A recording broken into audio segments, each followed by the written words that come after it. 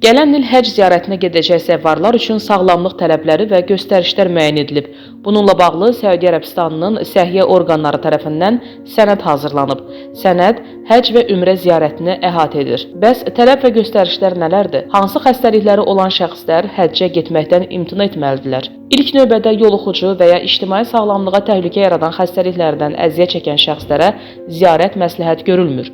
Xroniki ürək, böyrək və ya ağciyər xəstəlikləri, mərkəzi sinir sisteminin xroniki xəstəlikləri, məsələn, insultdan sonra yaranan hallar, diabet, immun çatışmazlıq və ya bədən müqavimətini azaldan xəstəlikləri olan şəxslər, o cümlədən hamilə qadınlar, uşaqlar və yaşlı insanlar, kimyoterapiya alan və ya xərçəng xəstələri. Bundan başqa zəvvarlardan COVID-19 peyvəndi tələb oluna bilər.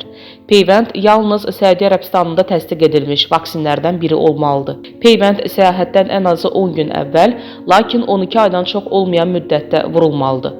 Həmçinin epidemioloji vəziyyətə bağlı olaraq əlavə tələblər tətbiq edilə bilər. Bura məcburi peyvəndlər daxildir. Məsələn, beyin qişası iltihabı peyvəndi. Bu, bütün zəvvarlar üçün məcburi peyvənddir. Bundan başqa 4 mikroblu meningok peyvəndi tələb olunur.